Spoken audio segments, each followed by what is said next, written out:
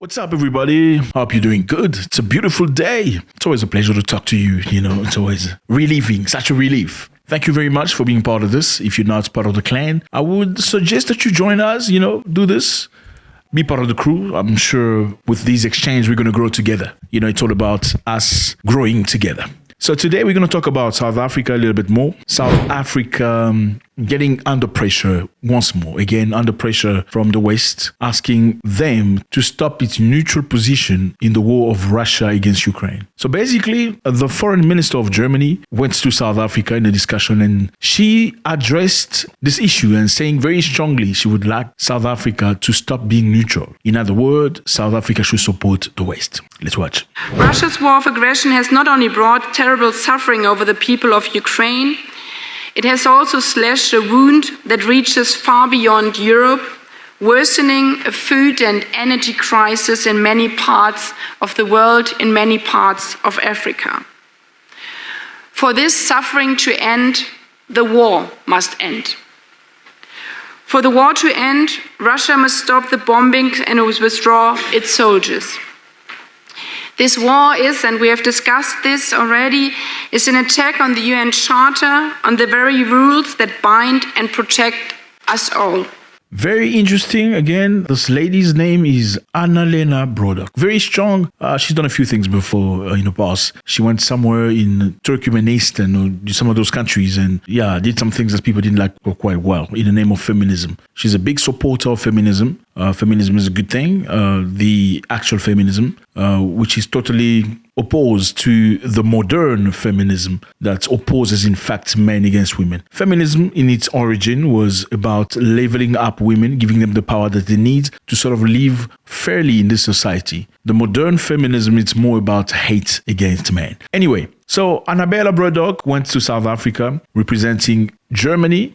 She said very strongly, but in a way that's very subtle, said that South Africa should change its stance with regard to the war between Russia and Ukraine. So my question is this: why is it always necessary that they come to us to tell us what to do?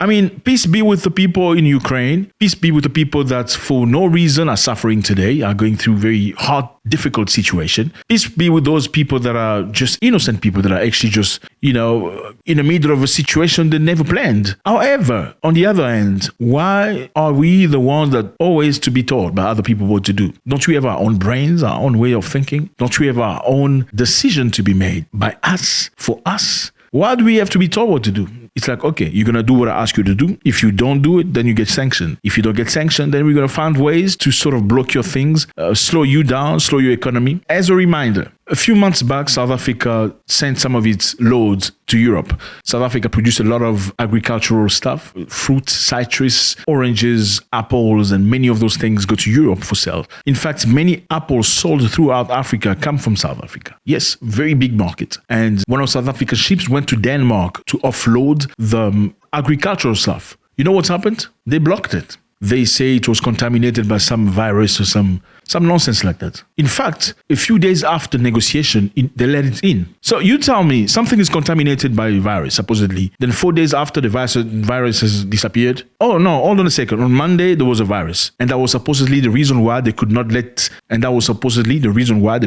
it in Europe. 4 days later, on Thursday, there's no more virus? No, there was phone calls. So in fact, someone somewhere say, you know what? Because South Africa's stance is neutral, let's push them. Let's show them. Block their stuff from the show. Don't let it come in. Let's push them left, right, center and see how they react. So they said that Germany's foreign minister on Tuesday called on Russia to stop the bombing of Ukraine. A pointed message during a visit to South Africa as it draws accusation of aiding Moscow's war. Annalena Barbaek came during a one-day visit to Pretoria that has been framed largely as focused on energy and climate issue. So they went supposedly for energy and climate issues and took the opportunity to talk about the war. But South Africa's position on the war in Ukraine has been under scrutiny since U.S. Ambassador Ruben Brigidi alleged that South Africa secretly loaded weapons onto a Russian ship that docked at the naval base in Cape Town in December. So South Africa is taking it left, right, center. A lot of pressure First, it was Ruben Brigady, US ambassador to South Africa, that came forward saying that South Africa was loading weapons to Russia in its efforts of war. So South Africa was actually equipping Russia with weapons.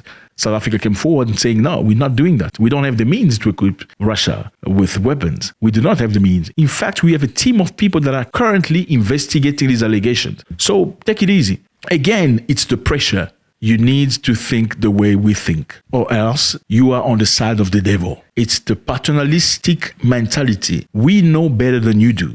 We know who should be your friend. We know what's good for you. You don't know what's good for you. And other consequences were when the South African diplomatic crew was traveling to Ukraine with the President Cyril Ramaphosa. They were stopped at the airport in Warsaw, in Poland, because they supposedly did not have the paper to come in the country with the weapons.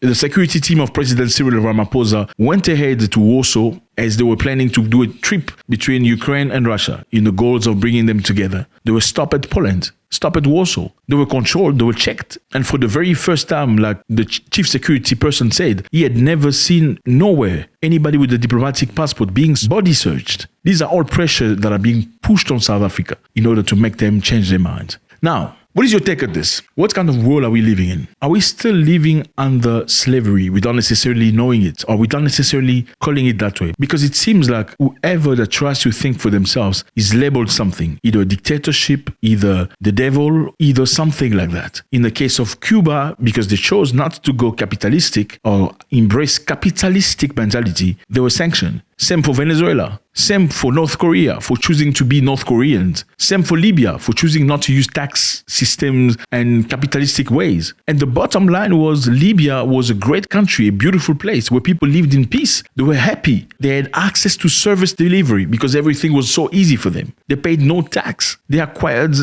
apartments and houses for free in Libya. That wasn't a capitalist country. It wasn't a democracy, because obviously the goal is to show you, to make you believe that anything that's not democracy, as they call it, is not a nice country. So for them, it was important that Gaddafi was taken out, because, or else he was going to teach everybody that there was other system beside democracy. Democracy doesn't really work for everybody. Let's say it. It doesn't work for everybody. And nobody says that the whole world should live in one system that's supposedly plug and play for everybody. Doesn't make sense. People have different cultures, different tradition, different way of life. You let people live the way they naturally are. You just make certain adjustment, justice and stuff like that. You don't have to come and change people completely like they did in the past. Make you forget your names, take away your religions, take away your belief, take away your core structure. Again, South Africa is currently under scrutiny from the United States because they have been accused of sending weapons to Russia. And again, South Africa right now is living the pressure because they want that stance to change. They don't want a neutral South Africa. They want a South Africa that supports the West. Let me know how you feel about this. It's always a great pleasure to read from you. Naledi Pandor is very strong. She's an honorable lady, and I know she's got the tools, the necessary tools to defend the country. God bless.